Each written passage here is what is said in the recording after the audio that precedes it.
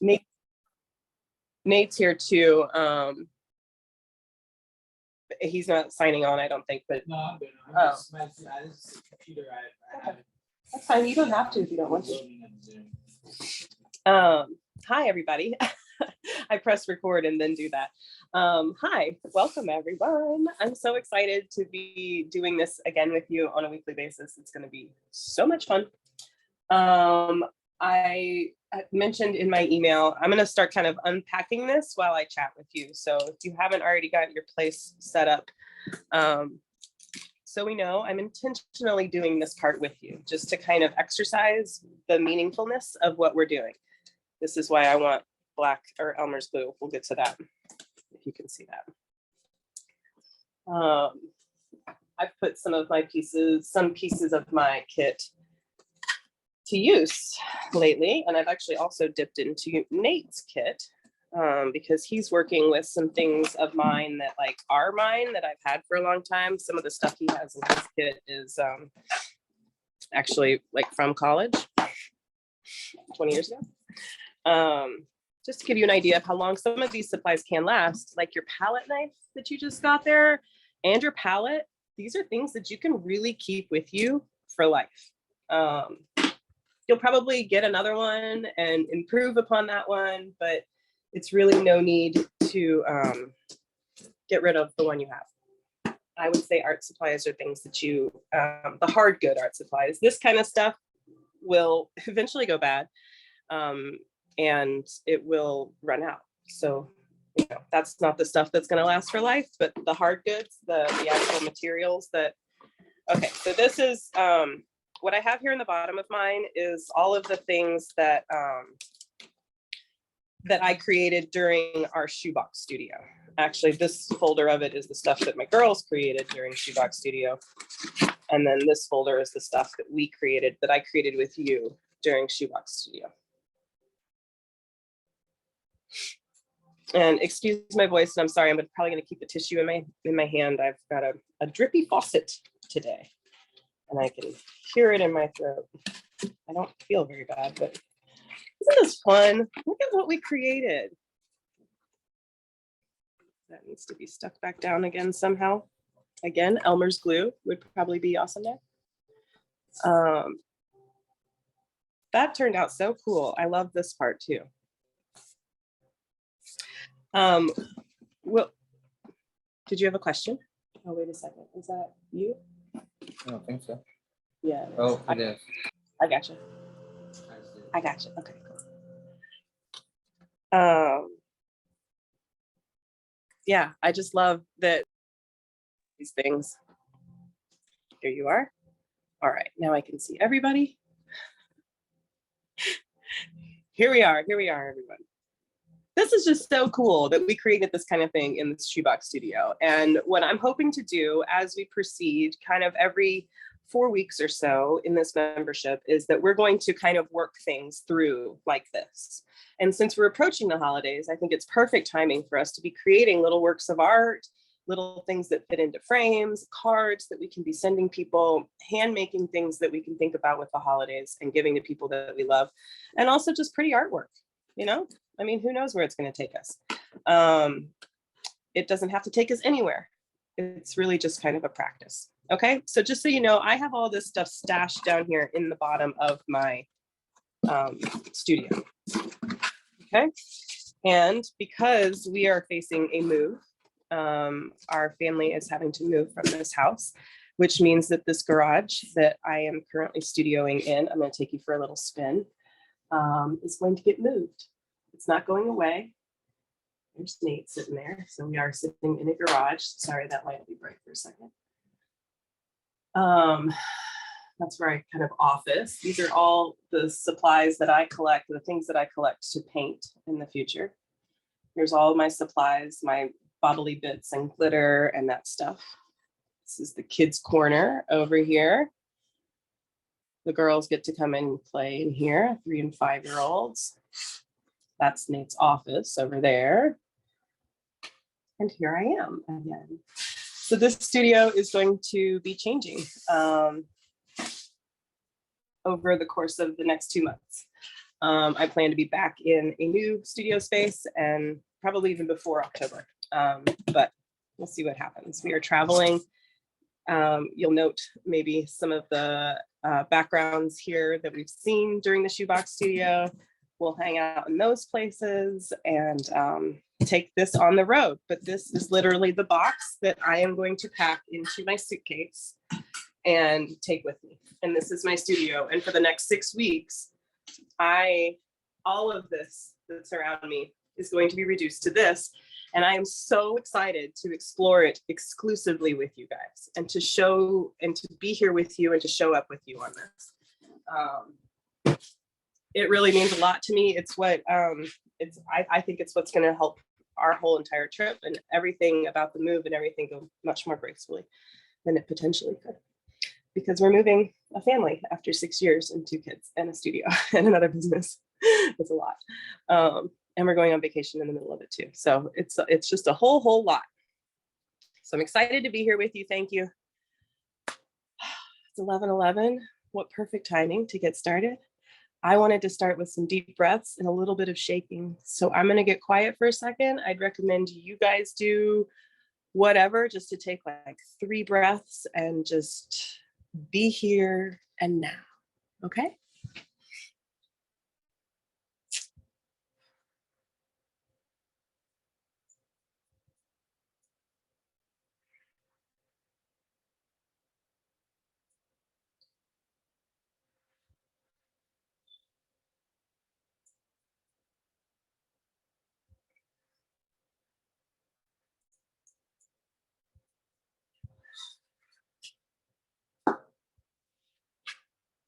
Okay.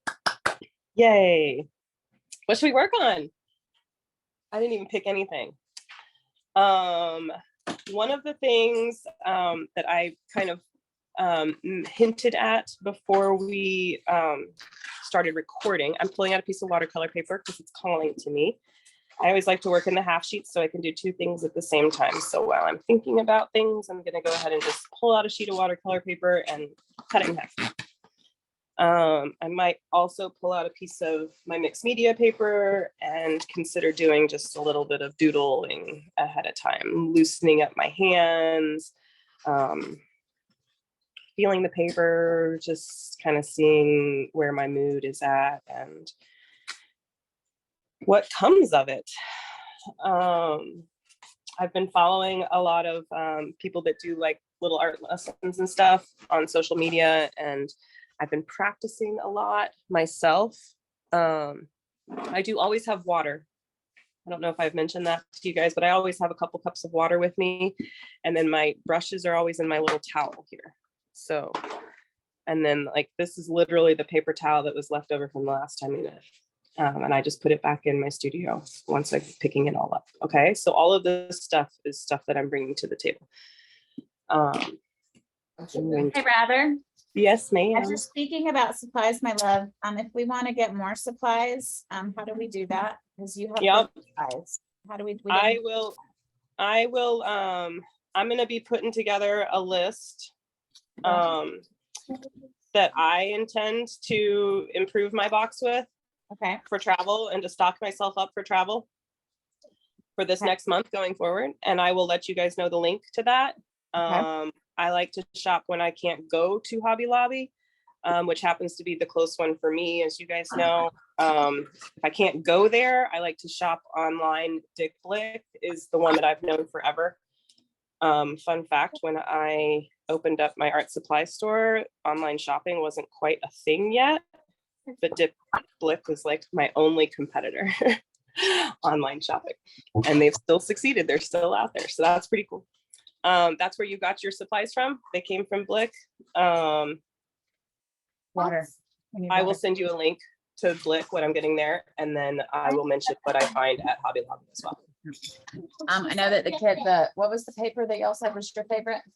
The Yupo. The Yupo, yes. They love that paper. I'll make note of that, and I'll talk more about how to get that, and we'll find some on Blick. Cool. Okay. Do you have the ability to cut large pieces of paper? the ability, like, Well, I mean, do you have like maybe a paper cutter? you would Or- think I would. I do. Or maybe you're scrapbooking, like the slicer thing for scrapbooking? Yes, yes. Okay. Thank you. All right. See, I Okay. compartmentalize things and then I'm like, what do you mean? It's not in my art supplies. And then, You have a lot in your scrapbooking supplies okay, I that do. can be brought to this situation. You have a whole lot that can be brought to the situation. Just- I don't know if I will let them touch my scrapbooking stuff. No, but for you, Yeah. to bring for your creative efforts. I have to say, it is really super fun because I don't consider myself artistic. But if you were to look at my scrapbooking stuff, you would probably be like, you're wrong, Antoinette. You're not wrong. You're just not seeing it for what it is. Like you said, you've compartmentalized it. Yes, no, and I do. I actually do. So thank you for that awareness. That's why I love you, because you are like gold to me. Love. Thank you. All right, so we're gonna play on our multimedia paper, and then we're gonna play on our 2 watercolors. And then I want to show you guys this thing that we'll do right at the end. This is something I've learned from a lady online, and I just think it's such the coolest idea. We'll talk about it more, but we're gonna prep these for next week. Okay, so if you don't have the glue now, or you don't have the ability to make the mix that I'm going to show you how to make, just do it like tomorrow or another day or whatever before we meet again. Okay, because these are going to be something we're prepping ahead so that we can paint with them once they're dry. Okay, so let's just play. I don't know where these are going. Let's just play. I'm going to start with my mixed media, and I'm going to pull out my, let's see, I'm going to pull out my chalk pastels, and I'm going to wet my palette, my watercolor palette. I'm still pretty fascinated by, and this says a lot. Oh my gosh, my blue, my favorite blue is almost entirely gone. We'll have to refill that. We'll talk about how to do that in the blog post that tells you how to refill your stuff. I'm really fascinated by the texture of things and what it feels like to play with oil and water, because we know that oil and water don't go together, right? Unless, of course, you emulsify, which is an interesting way. And it's also an interesting concept to bring to what we can do here, because if it's, I'm actually going to get my white out, and while I'm talking, I'm going to start just bloobing around here, just drawing around. I know you can't see it because it's white, but I'm just spinning my wrist, spinning my fingers. I'm doing something similar to this.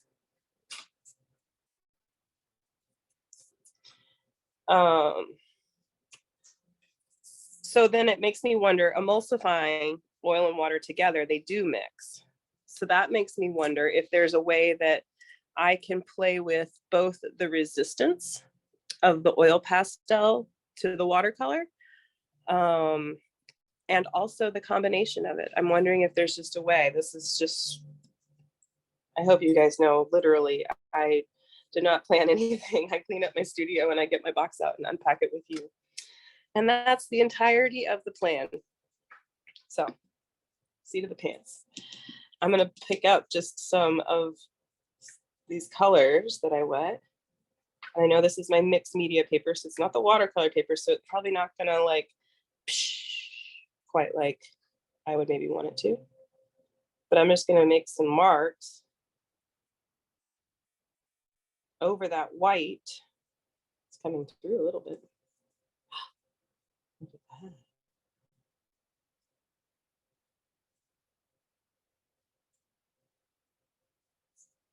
That's pretty fun. So resistance. Interesting. Should we get metaphorical? Speaking of resistance. We're moving. How much resistance we have in our life on just a daily basis, even if you're not moving. How do we work with resistance? to make something beautiful. So I'm just dipping, I'm going back and forth, dipping in my color and then dipping in the water.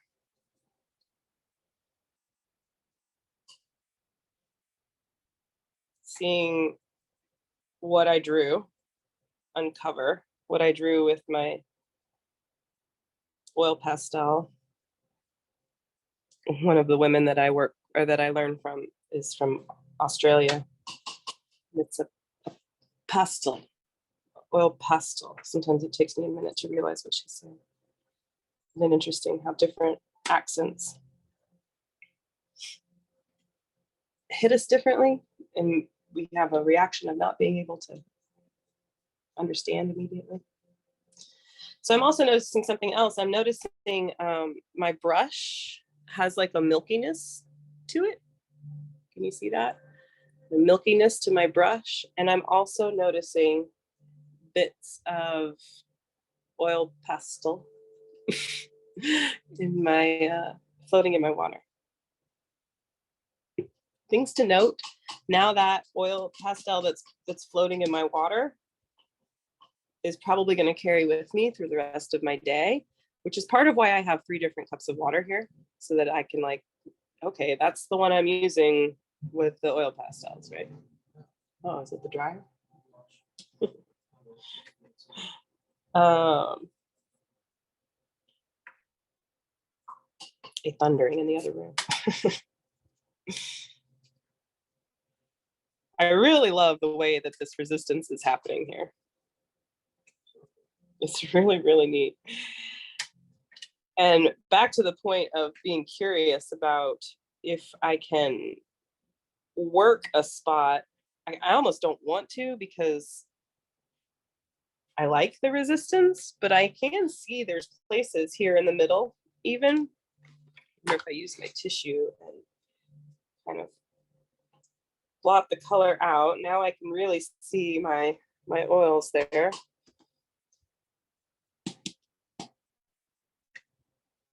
Maybe it's because it's yellow.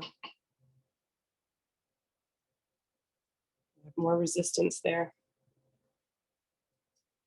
But I do think that it's pretty clear that it is possible to, I'm going to use the word work a place of the paper too hard. Much like emulsifying, you will actually get the oil and water to mix because you're working it so hard. Emulsifying being when you either use an emulsifier to make salad dressing, or you shake a thing so hard that the oil and water actually combine and you get like it's a cooking term, emulsifying. And to work a place here may not be what we want to do. Can you see that? How I'm getting resistance right here and right there, but not right here. And it's probably a combination because of, see, it's not right there. The amount of pigment that I put on, how hard I was pressing the oil pastel. See right there, you lose it. It's actually quite beautiful when you play with the different ways that it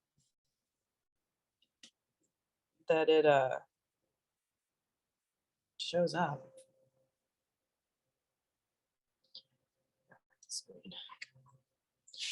I think I'm just gonna stick with I've been working beaches in my studio, and it's a last project before I leave. I'm gonna stick with the beach colors here and not go into purples. Have you guys had fun getting to know the colors a little bit more? Do you think about colors when you see them now a little bit more? I know to me, that's kind of part of my creative brain, is seeing colors. I like to see them a lot in marketing efforts. It's just interesting to see, and then you see those similar colors in other ways, and then just to think to yourself about what kind of association you bring to that and why. Is because you've seen those colors in other places, or almost, it'll come. Excuse me. All right, so my paper's nice and wet now. I laid off my favorite blue. It's always fun to watch watercolor dribble a little bit. This is fun because it's like the oil pastel is acting as a new barrier, so you don't get the straight dribbles.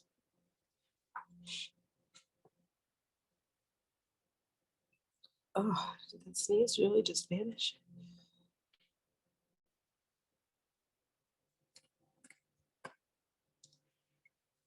So that's kind of fun.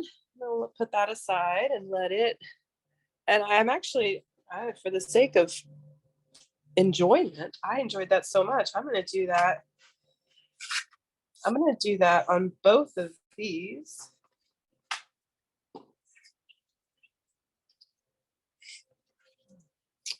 But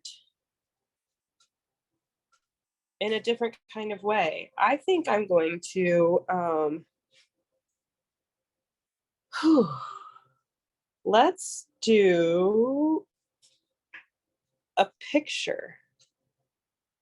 I'm going to draw a flower on one, and then I'm going to take this one and go this way, and I'm going to do a mountain scene this time. It's going to be, I tell you what, I'm going to do it in this peach color.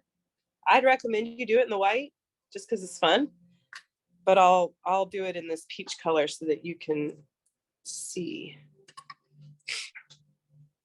what I'm drawing. Let's do our flower first. And there is a slight difference. I'm going to use the more textured side of my paper. There's a very slight difference. One's smoother than the other. I'm going to use the textured side. Okay, just a basic flower. A daisy. Sometimes I really like the kind of scraggly daisies. And again, I'm loosening my grip. But I'm letting the pencil, the oil pastel roll through my fingertips. Do you see what I'm doing there with my finger? This is what I'm doing while I'm actually drawing. And that's how you're going to get these, in my opinion, these fun little, like, just variables in what we're drawing. And it becomes, ooh, I didn't mean to do that. It becomes more engaging to the eye. Think of yourself as a viewer. You like to look at something that holds your attention, right? This is just another way that we're giving. I'm kind of making my petals in the front of the flower a little bit bigger than the ones behind, just to give it a little bit of dimension. And since I've already got color going on, I'm actually going to go ahead and use the green. No, I'm not. I'm going to keep using this. So I can use green in my paints.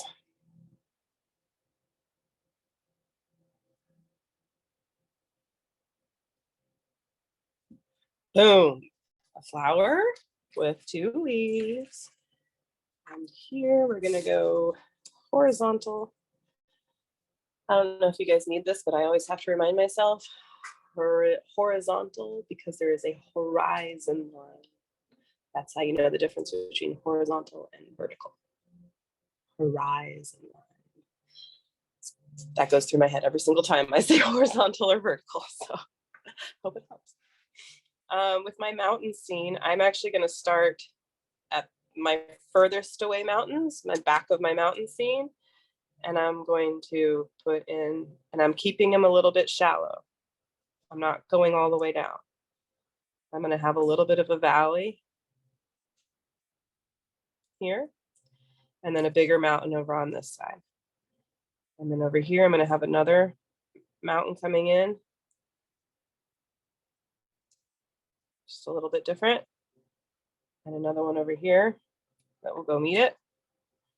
And then I'm going to be fun here and put in just a little stream that comes out this way. Notice how it comes together at one point, and then it's wide here at the front. We're not going to get heavy on perspective. And then this will be where the mountain ranges meet the, and here we'll have some, I'm going to do this to imply some big trees on the side of the river as it comes down through here. Okay. And I can go ahead and extend these. Might put one other little something there. Okay. Very basic mountain range. Yours can look totally different from mine.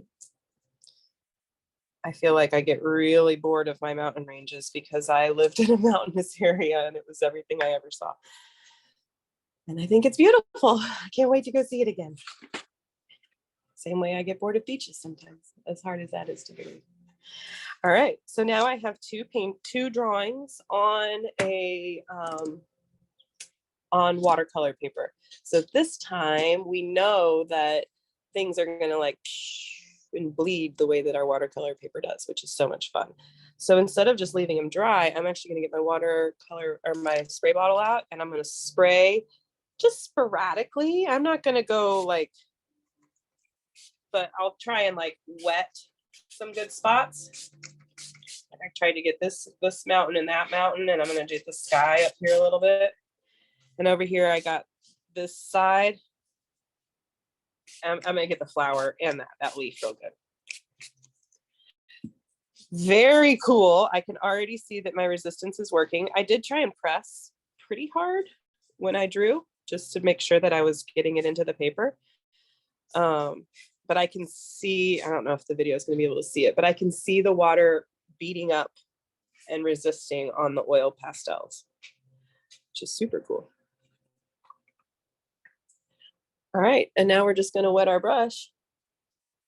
I'm gonna keep using this, my oil pastel coated brush, I would say. This is interesting that this is doing this. It's because it's picking up the oils out of the pastel markings that we're making. Just a couple things to think about. This is definitely in your brush. You can see it there, right? Definitely want to make sure we clean our brush well with soap, like we talked about. I'll remind us again at the end of our session. But also just keep that in mind when we go to use other materials. We're already now putting this oil into our watercolor palette. So now there is some oil residue in our watercolor palette. It's not going to really affect much, like in the grand scheme of things, but you might notice the next time you go to wet your watercolor palette that the spray like has some resist. When you first wet your palette, you'll see some beading on it because there's like an oily residue, okay? So let's just like understand that the oil and the water are not meant to go together, but if you work them long enough, if you do it enough and in the right consistencies, that you will get them to mix together. And now you have oil and water. Now you have oil in your water-based supplies. And so you just need to like know that, okay? My stuff has already gotten dry because I've and I'm just gonna pick up colors. My flower is gonna be a really pretty reddish purple pink. I'm actually not gonna try and stay. I want this to be very wet.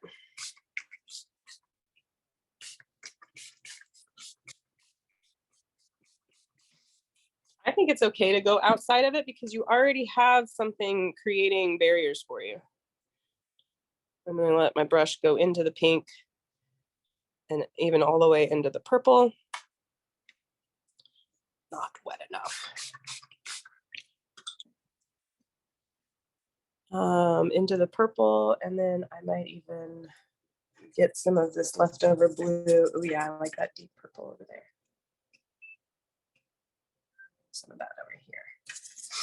Compositionally, it's always nice. I probably said something to this in the past, but when you use a color in one zone, to try and bring it into another zone. If you use, say, yellow up in your sky, try and put a little touch of yellow somewhere down in the bottom of your composition too.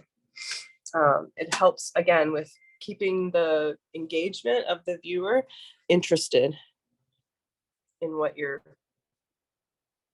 putting on the paper.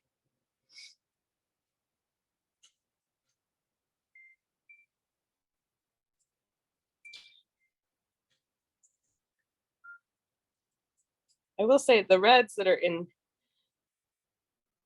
this, everything's becoming red. That's okay.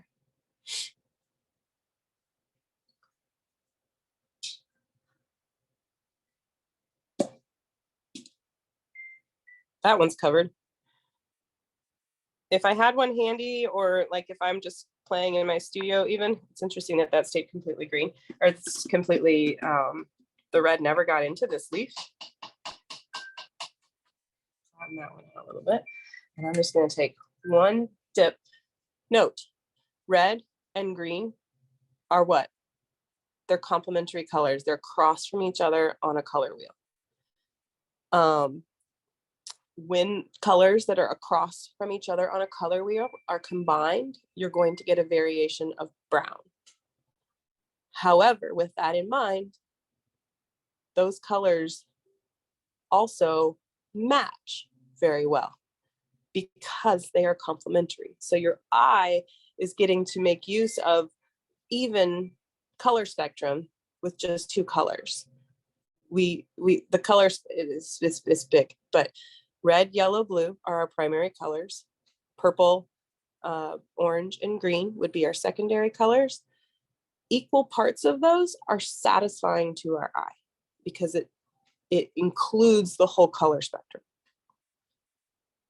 So this is entirely red-ish, right? The last thing I want to do is take my green brush and go mess with all of that red because I'm making brown, right? I want to be selective about where I put my green. Maybe not right into the reds, maybe around them. I also happen to have this nice little spot right here that doesn't have any, and it has a barrier. So I'm going to attempt to keep green just in that spot. However, that's boring to me. So I am going to try and put a little bit of green, but I'm going to be extremely selective with where I put this green. And I'm going to notice how dirty my brush gets.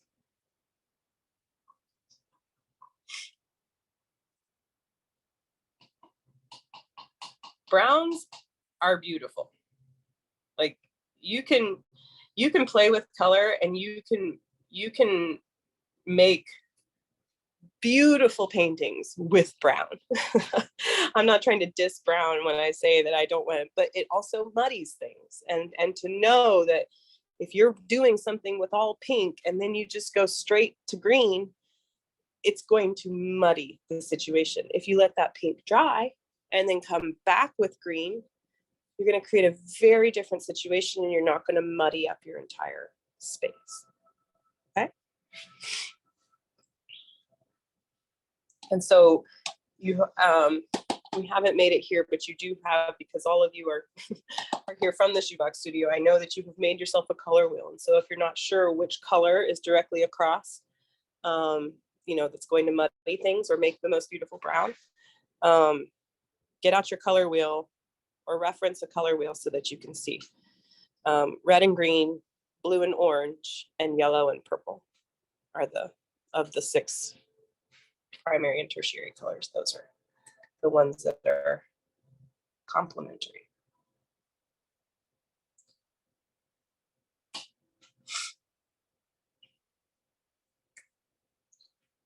Just doing a little bit of yellow.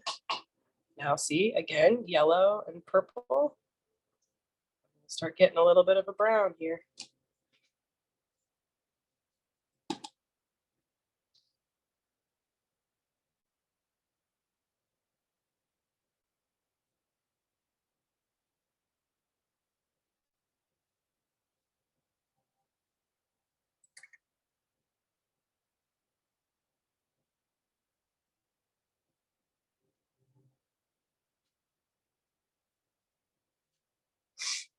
Okay. I'm gonna let that sit over here and dry for a minute. Maybe one little touch of red.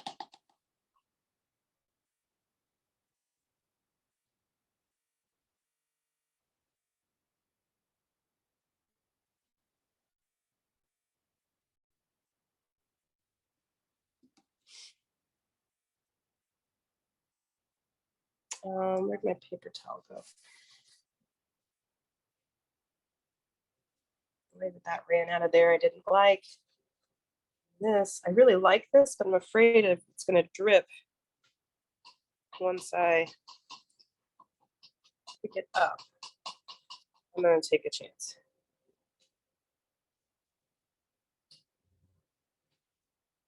Then just try and pick it up very gently. That puddle and that green leaf is what I'm talking about. I really want to keep, I love that crisp edge that's right there. And I like that it's darker at the tip. So I'm going to try and keep that puddle there. I'm going to move off screen for a second to set this down.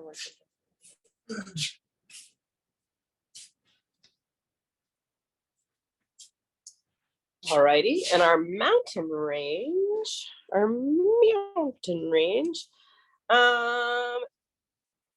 Let me backtrack. If you haven't already gotten into your mountain range, I know we sprayed it at the same time.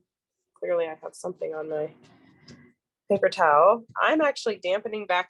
I'm drying back off the water that I sprayed on here.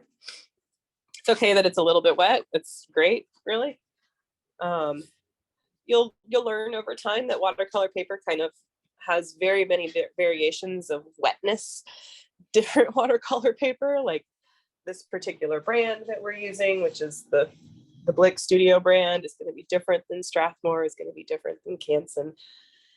It's kind of crazy how many different options there are, but over time you'll learn what you like and what you don't like, and you'll know what to shop for, and you'll also learn to just put up with what you get, because it's all fun and play anyway, right? So we are going to work this mountain range from the back to the front.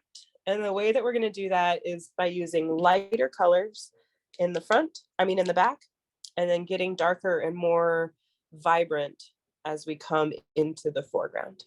Okay, does that make sense?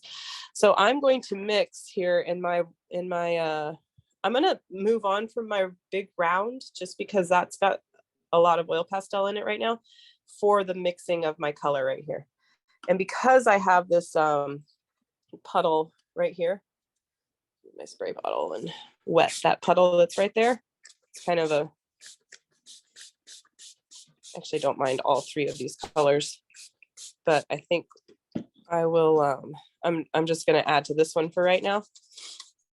So see, that was just color that was left in my pan. And I'm just going to kind of wet it and loosen it up a little bit. Right now I'm doing that mostly, well, just because I like to conserve my colors and I'm just playing right now. But I also don't have much of this color, this blue color that I like so much. Can you see how empty mine is? There's like hardly anything in there. So until I replace that color, that's all I have of it. So I'm going to be sparing with it. I'm not going to just use it excessively, like clearly I already have. So we're just going to start with this very light wash. And our paper is just slightly damp, which is actually quite perfect. And I'm going to start, this mountain is in the furthest background because of the way that I did this part right here. So I'm just going to, and I'm going to keep going to this same puddle. The key with watercolor is always to have lots of water. So the more water, the better. But water is also going to give you ways of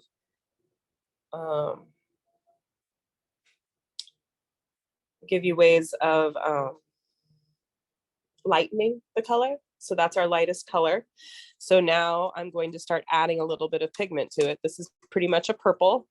So I'm just going to add a tiny little bit of my favorite blue and a tiny touch of red. Just a little bit there. And I'm going to do the next one. We might not notice a difference right away. We might not be making much of a difference right away. We'll just have to keep going with it. I think that's a little bit darker. And then again, a little bit of blue, a little bit of red,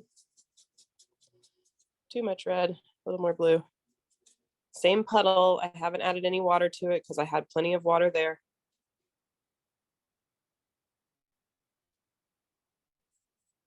You could also work this process backward and likely a professional watercolor person would probably tell you to work the process backward, in that you would mix the strongest, most vibrant of your colors first, and then you would dilute it.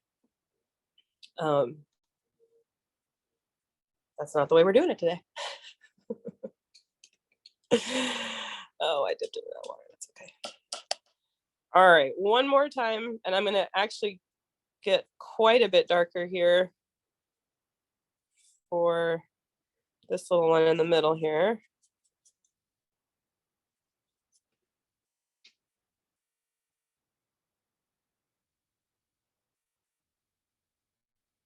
Maybe not as much darker as I thought, but it's working out. You see how we're getting some distance there?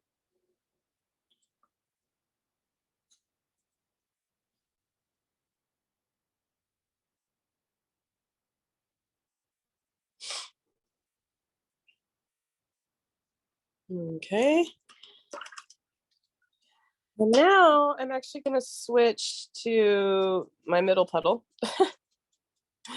which has a beautiful greenish, bluish color to it. I want to go green with it, so I'm adding quite a bit of green. Yes, I just muddied my yellow like I told you not to.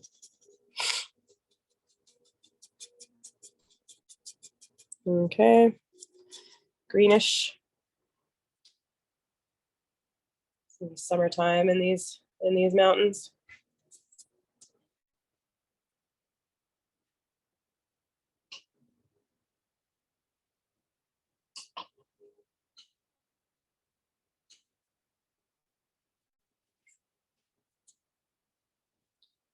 And I'm just gonna put a touch of that green in these while they're still a little bit wet.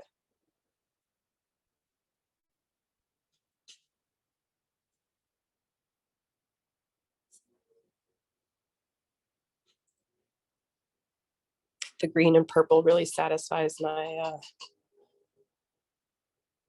13-year-old self.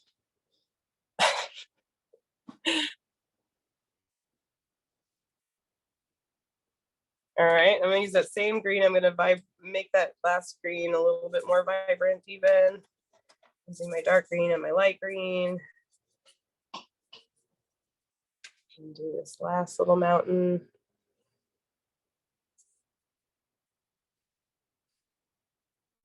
My paper is much drier at this mountain than the other one was. The others were. They were still kind of a little bit wet. So I'm going to work quick in order to cover the whole space before any of my paint dries. Probably a little bit quicker than I want to be. And I don't really have my paper pinned down in a good spot. But I just wanted to cover everything before, because if you let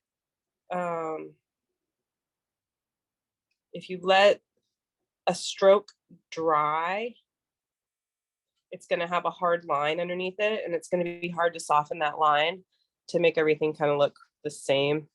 You know, it's not going to look the same, nor should we probably even want it to look the same at this point. But all right, now let's get super vibrant, but I'm also going to keep this kind of brownish green going on over here. I think I'm done with the dark green. I don't know why I keep adding that.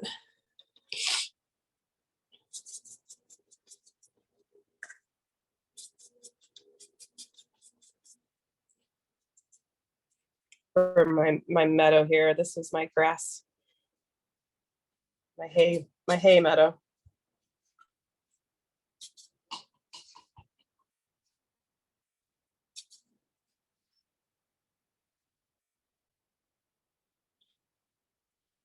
All righty. And before we do, actually, I'm gonna touch in on this purple and bring some purple down my riverbed down here. I'm gonna do the river last. We're gonna go back up and do the sky. And we'll come back and do these trees and our river. Okay, so still keeping my three colors that are right here in my in my watercolor kit. Turn that freeze. I want to keep those because I'm still using them. So what I'm going to do is use one of these little pods right here. And I'm going to put a bunch of water in there, probably with my spray bottle.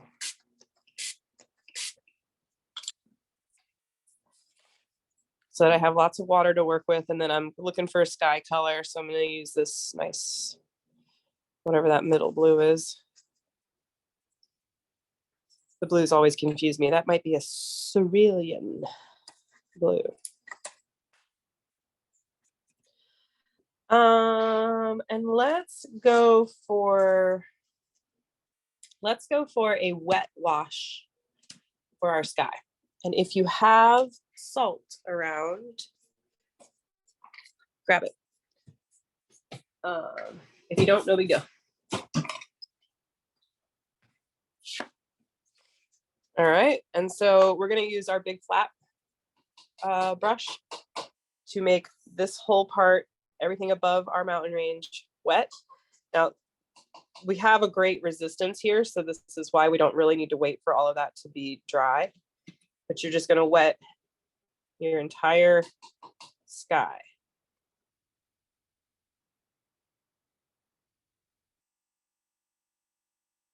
Nice and wet. Notice I dipped into my cleanest water. I try and reserve, I have my 3 cups of water, and I try and reserve 1 cup of water to be extra clean for as long as I can. If your waters get muddy, just go rinse them. Just go change it. Especially with watercolor. If you start trying to make pretty paintings with muddy water, it's just not going to happen. All right, turning it back around, I'm going to work from the top down. I'm going to go ahead and pull just another hit off of this. And I'm going to go just barely into there. And I'm going to start at the top and try and go, my brush is nice and loaded. See how that's working there? Okay, again, back to that same thing. I'm trying to hit it. Ooh, I love the way that that's floating down. Now I see that I have a puddle here, so I want to be mindful of that. Ooh, you know what's starting to form here? I didn't intend to do this, but I see a little bit of a cloud, cloud coverage happening because I haven't gone all the way down. So I'm going to try and keep that up there. Okay, so I'm tilting my paper so that I can get the effect that I want. And then where I had this puddle, see what I did there? Oh, and I broke my own barrier. See what happened? Oh, well, that's all right.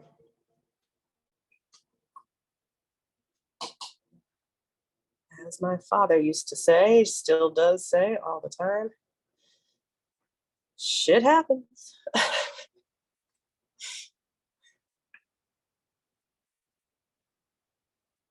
And if breaking your little barrier there is the worst thing that can happen today, then you're having a great day. Remember that we're playing here, you know? This looks like, to me, like I've created a perfect place to let this dry and then come in with some oil pastels. Or even some chalk pastels once it dries. Cool. And let's go ahead and get our river here. Now we know that no mountain river is really going to show up as that blue. It's going to have a lot more green to it. So I'm going to take my loaded with blue brush from the sky. Oh, up here in the wet salt. And I'm going to do it near these cloud situations. You want some salt, mate? You want to hit the salt when it's wet. You'll see what it does. If it's dried already, you'll see that it's not going to do anything. All right, just filling in this little river spot. My heavily pigmented blue brush, I went straight into my kind of ground brown green that's changed there. And notice that I am doing a horizontal action as if this is the horizon line. I don't know a whole lot about drawing water, but what I do know is that water is always trying to reach equilibrium. All right. I just looked up at the time and realized that we are already almost at 11 o'clock. I'm going to stick with the same, getting just that little bit of brown and hit my trees real quick. And then real quickly, I want to show you guys something real fast. You can just finish up your paintings, and then I want everyone to do this on their own time for next week, if we can. And I'll go through this with an email too. Okay, we're going to take our half sheets of watercolor paper, and we're going to use our Dixie cup. Again, you guys don't have to do this. I'd like for you to prep it for next week. This is the way I buy Elmer's glue. You don't have to, but it's economical. We're going to put or fill our Dixie cup about halfway. If you get a regular bottle of Elmer's glue, my suggestion would be get 2. And so that you can pour half of this out, pour one of them out and tint it like I'm going to show you. And then pour it back into the bottle. Okay. I got myself a little popsicle stick stirrer, and I have my black paint. I filled my cup about halfway. I'm only putting about a teaspoon of paint in there. Okay. I'm going to mix it up really good. And I now have black glue. Straight from here, I can just do like this.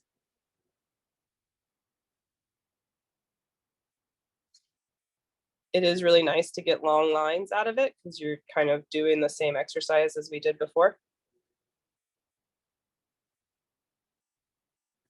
Okay. Do it all over the place and then set it aside somewhere to dry. Okay. Because then next week, once it's dry, real quick,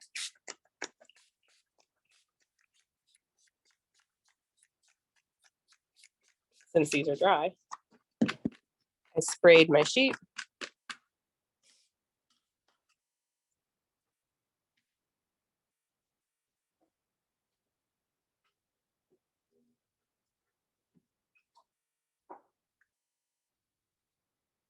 Isn't that cool? We can create some really fun stuff with this.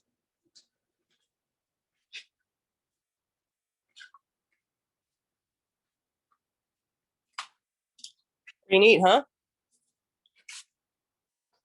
So if you can accomplish maybe 3 or 4 half sheets of watercolor paper done like this, that would be super cool. And we can play with those tomorrow or next week.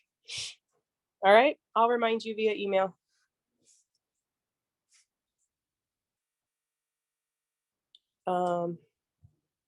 And I will be coming up with a reorder list for supplies that may be running out for us.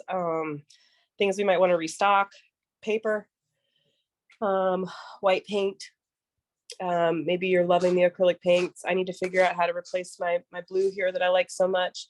If you have the bottle of glue, I'm going to find a bottle to put this glue in so that I can continue to use it. Doing that with a glue bottle instead of a drizzle is a lot more fun.